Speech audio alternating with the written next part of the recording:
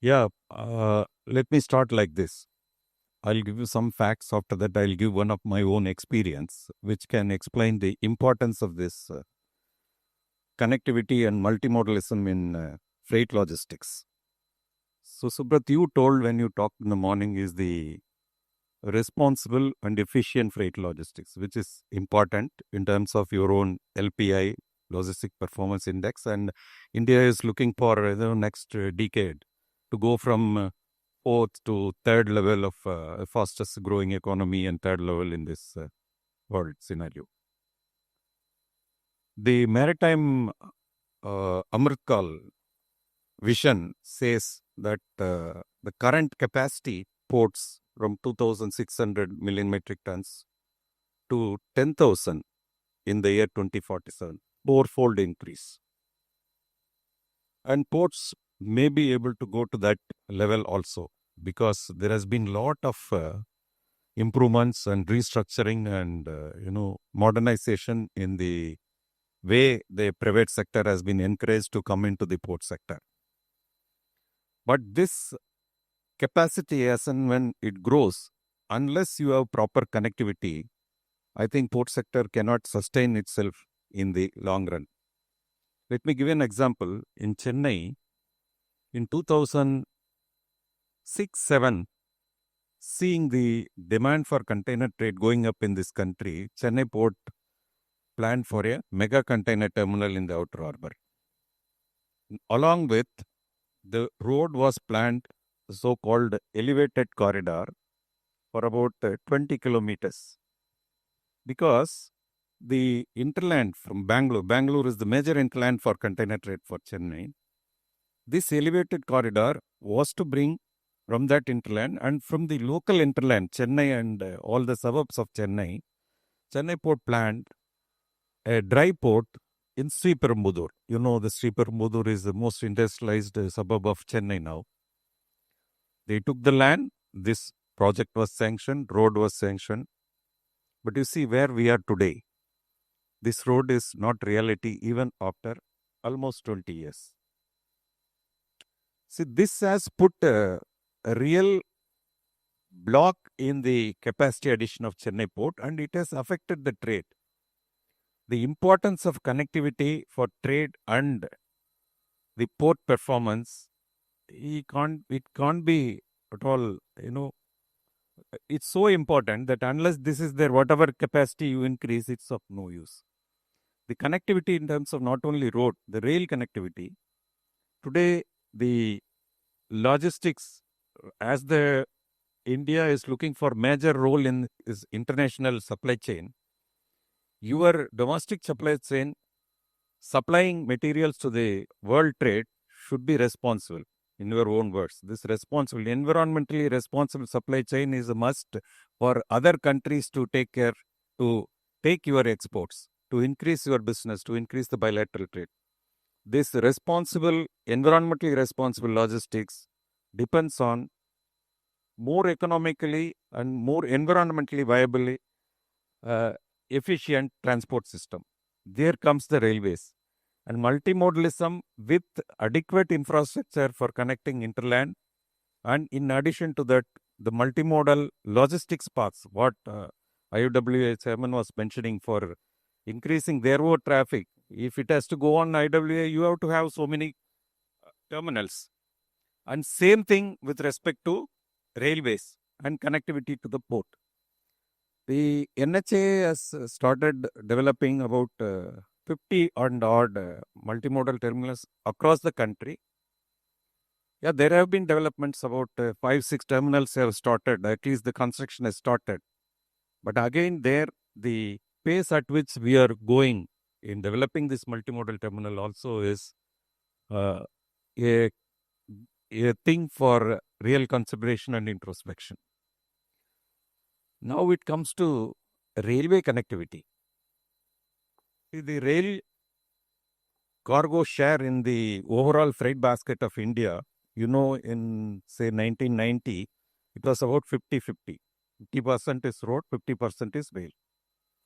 Over the years, in the last 35 years, it has come to around 25%. From 50, the rail has become 25% and 75% road. This has been allowed to drift away over the years mainly because of lack of capacity. Unless the capacity is developed, along with capacity, you will have to develop systems and conditions for private industry to come and operate. Government will not be able to do business. It is the private entity which can do business, bring in efficiency, bring in professionalism, and bring in marketing. This is seen in port sector. Morning, you mentioned 45% of the port cargo is handled by non-major port. I think kudos to the people who have come in, the private industry who have come, and the state governments who have encouraged them to come. And they have brought in a lot of practices. And those things, Senthil was telling, the problem with the terminals in major ports and the problem with the terminals in minor ports. So, this sort of private participation, unless it happens in railways, the connectivity is going to be a problem. Number one, connectivity is very, very important. It requires a lot of expenditure from the government and it requires a lot of changes in the systems and bringing in so many structures so that the private participation is coming. Unless this is done, I'm sure the port alone with all the visions going from 4 times from current capacity to 10,000 million tons will be a problem in the long run. Fair point. I often wonder the experiment of PPP in the country has been extremely, it's a virtuous cycle as far as the port sector is concerned, the power sector is concerned. Somewhere, the railways have not adopted PPP in the manner they should have. So even last mile, first mile connectivities, even the Gati Shakti, which has now come on one platform, do you think the Gati Shakti should be entirely led by the PPP and private participation? And also the fact that I think the country's money is precious to be diverted into something much more fundamental. I mean, this is not the topic today, but education, health, continue to plague the country. Why would you not introduce, and why has the railways not been able to have a mindset of introducing more PPP into that? If you were to go back, what would you do today? See, it's not that railways didn't try any PPP. If you see over the years, the freight cargo, when it moves from one terminal to other terminal, 70% of the cargo goes from. I think Chairman IWI, please give him a hand kindly. He'll take. Thank you so much. Such a pleasure to be connected. Thank you so much. Thank you. Thank you. Yeah, please continue, Ravindran. See, traditionally, we can't say that the private participation was not there in railways. In freight traffics, the freight cargo movement, about 70% goes from industry siding to industry siding. Those terminals already are privately owned and privately operated also. It was only the transportation and wagon supply was from the railways. But the problem is those people are already wedded to the railways and that is all coming on their own. The growth actually where it is not happening is the balance other goods, which requires a lot of terminals, aggregators, and a person who will be giving customer-focused solutions. There we need people to come in. First, railway tried for privatizing and bringing PPP operators in running of trains. First experiment was containers. And containers, it was welcomed by the industry very much. And there are about 20 operators who came immediately and they bought container trains and started running.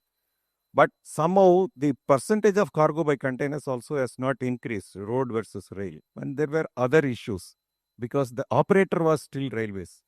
The operator, licensor and the administrator, all the roads were kept by railways. That is the basic flaw in PPP with railways. Unless it is, with the different authorities, licensor, operator and the administrator, then it will be a problem. Now, currently, I would say there has been a lot of changes and thinking has gone in, and the recent Gati Shakti policy for development of terminals has taken into all the factors. I think fairly good policy has come. Already a lot of people are coming in. Only thing, if you compare a PPP terminal in a port and a GCT terminal, it should be both more or less same because they do the same function. Trains come, they handle the cargo here. Ships come, they handle the cargo there.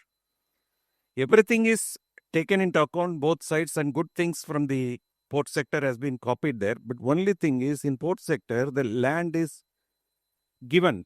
It is given that the land is given by the authority, and the person brings money and invests, create facility and operates.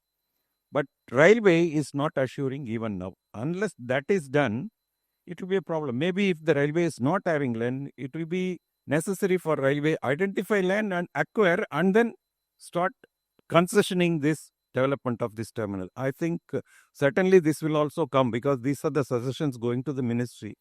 It's only time that they take this also, and developments will come.